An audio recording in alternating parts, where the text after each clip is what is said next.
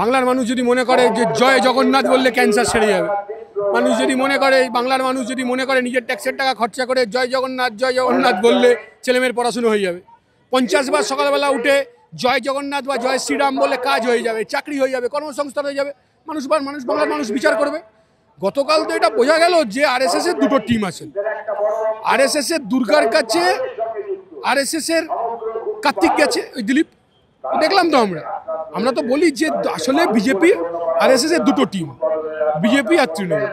তো আমাদের কথা পরিষ্কার, তো আমরা দেখলাম নক্কারজনক ঘটনা, কোথাও কোনোদিন হয়নি যে সরকারি টাকায়, মানুষের করের টাকায় হচ্ছে মন্দির তৈরি হল। ভালো, তো পশ্চিমবাংলার মানুষ সকালবেলা ঘুম থেকে উঠে শুধু জয় জগন্নাথ বলুন, তাহলেই চাকরি হয়ে যাবে, তাহলেই কাজ হয়ে যাবে, তাহলেই কর্মসংস্থান হয়ে যাবে, তাহলেই ইএসআই পেয়ে যাবেন, তাহলেই কাজ পেয়ে যাবেন, সব হয়ে যাবে। কিন্তু এটা তো ধর্মনিরপেক্ষ দেশ, এখানে কি কোনো সরকার সরকারি অর্থ ব্যয় করে কোনো মন্দির তৈরি করতে পারে? না, পারে না তো, কিন্তু এটা করছে তো। এটা পুরোহিতদের ভাতা দিচ্ছে, এটা ইমামদের ভাতা দিচ্ছে, তো ভাতার ওপর গোটা রাজ্য চলছে, গোটা রাজ্যটাই তো ভাতার ওপর চলছে। কাজ নেই, শিল্প নেই, চাকরি চুরি হয়েছে, এবং ভাতা এমন জায়গায় গেছে যে অযোগ্য চাকরিদের, যারা অযোগ্য চাকরি পেয়েছে, যাদের কাছ থেকে তৃণমূলের নেতারা মাল কামিয়েছে, তাদেরকেও ভাতা দেবে বলছে। তা আমরা বলছি ভালো, 22 লাখ ছেলে মেয়েকে ভাতা দাও, যে 22 লাখ ছেলে মেয়ে এসএসসি পরীক্ষা দিয়েছিল সবাইকে ভাতা দাও। আর একটা বিষয় দেখা গেল যে এই হোটেল অ্যাসোসিয়েশন তারা এই মন্দির উদ্বোধনের আগে গোটা এই দীঘা চত্বর জুড়ে মন্দিরের আশেপাশে যারা ছিলেন তাদেরকে নিরামিষ খাওয়ার আহ্বান জানিয়েছিলেন। এই যে প্রথা, এটা তো আমরা জানি যে অন্যান্য রাজ্যে, গুজরাট, মহারাষ্ট্র, এইসব রাজ্যে আমরা দেখেছি, এখন বাংলাতেও এই কালচারটা নিয়ে আসার চেষ্টা চলছে। আমি জানি না নিরামিষ খাওয়ার কথা বলেছে কিনা, আমি জানি না, এরকম কোনো ইনফরমেশন আমার কাছে নেই। করে থাকলে খারাপ করেছে। মানুষ কি খাবে, মানুষ কি পড়বে, তো অনেকদিন ধরে বিজেপি এসব নিয়ে নোংরামো করছে। তৃণমূল এটা করবে কিনা আমি বলতে পারবো না, তবে আমি জানি না মানে দীঘায় এরকম কোনো ফতোয়া জারি হয়েছিল কিনা এটা আমার জানা নেই। জারি হয়নি মানে তারা বলা হচ্ছে যে হোটেল অ্যাসোসিয়েশন তারা আহ্বান জানিয়েছিলেন। হতে পারে, বলতে পারবে। হোটেল অ্যাসোসিয়েশনকে পেছন থেকে কে বলেছিল বলতে পারবো না। গরিব যে মাছ বিক্রেতা, গরিব মানুষের যে স্টল, সেগুলো সব তো তুলে দিয়েছে। দিদি যাবেন ওখানে, আমরা জানি গরিব মানুষকে তুলে দিয়েছে। এই দীঘার জগন্নাথ মন্দির যেখানে তৈরি হয়েছে, সেখানে যারা স্থানীয়রা যারা বাস করতেন, যাদেরকে উচ্ছেদ করা হচ্ছে, তাদের জন্য সরকার সেই অর্থে কোনো ব্যবস্থা কিন্তু নেননি। না, নেবে না, সেটাই তো স্বাভাবিক। ধর্মের উস্কানি দিয়ে একদল হিন্দু সাজছে, একদল মুসলমান সাজছে। একদল বেশি মুসলমানদের কাছে চলে যাচ্ছে বলে আবার একটু জগন্নাথের মন্দির করে অন্যরকম করার চেষ্টা করছে। আমরা বলছি এটা বিকল্প নয়। দীঘা একটা টুরিস্ট সেন্টার হলো, দীঘা একটা ট্রাস্ট, কেউ মন্দির বানানো, তাতে আমাদের কোনো আপত্তি নেই। আমাদের কথা হচ্ছে কাজের সুযোগের কি হবে, শিল্পায়নের কি হবে, কর্মসংস্থানের কি হবে, চাকরির কি হবে, রুটি রুজির কি হবে, কৃষক ফসলের দাম পাবে কি পাবে না। আজকে সিআইটিউর মে দিবসের সমাবেশ, 26,000 টাকা অবধি ইএসআই হবে কি হবে না, প্যারা টিচারদের মাইনে বাড়বে কি বাড়বে না, মিড ডে মিলের কর্মীদের মাইনে বাড়বে কি বাড়বে না, আইসিডিএস কর্মীদের মাইনে বাড়বে কি বাড়বে না, কন্ট্রাকচুয়াল টিচারদের মাইনে বাড়বে কি বাড়বে না, এইটা হচ্ছে কোয়েশ্চেন।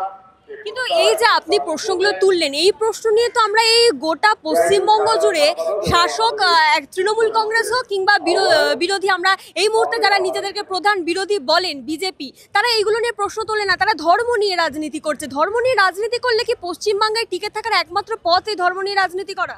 সেটা মানুষ বিবেচনা করবেন, তারা বলবেন না। তার কারণ মূর্খরা যদি মুখ্য হয়ে যায় এরকম ধরনের ঘটনা ঘটে, চোরেরা যদি মুখ্য হয়ে যায় তাহলে এরকম ধরনের ঘটনা ঘটে।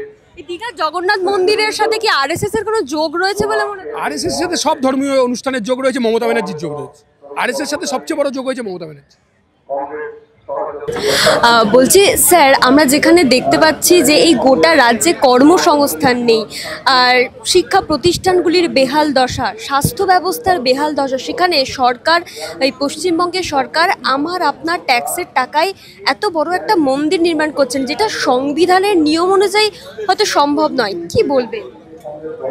বলবো সরকারের কাজ মন্দির তৈরি করা না, সরকারের কাজ রাজ্যবাসীর স্বার্থে যে পরিষেবা, সেই পরিষেবাকে সুনিশ্চিত করা, রাস্তাঘাট, পানীয় জল, স্যানিটেশন, এগুলো সব রক্ষা করা, এবং একই সঙ্গে যাতে চাকরির সংস্থান তৈরি করা যায় তার বিধি এবং ব্যবস্থা গ্রহণ করা। সেটা করছে না বলেই মানুষকে বুথ করে রাখতে সরকার এইসব কাজ করে বেড়াচ্ছে। কি বলবেন এই যে আপনারা মেহনতি মানুষের ব্রিগেড করলেন, সেখানে আমরা দেখছি যে এখানে ধর্ম নিয়ে রাজনীতি চলছে গোটা পশ্চিমবঙ্গে। একদিকে দিলীপ ঘোষ, যে দিলীপ ঘোষ কিনা মুখ্যমন্ত্রী নিয়ে এত নানান বিতর্ক করেছে, কটূক্তিকর মন্তব্য করেছেন, সেই দিলীপ ঘোষ কিনা দীঘার জগন্নাথ মন্দিরে মুখ্যমন্ত্রীর সঙ্গে সেখানে একই ছবিতে একই ফ্রেমে তাদের দুজনকে একসাথে দেখা যাচ্ছে। এসব নিয়ে আমার মন্তব্য করার কোনো সাজে না। উনি নিজে বলেছেন আমি পার্টিগতভাবে যাইনি, আমি ব্যক্তিগতভাবে গেছি, এরপর কোনো মন্তব্য করা যায় না।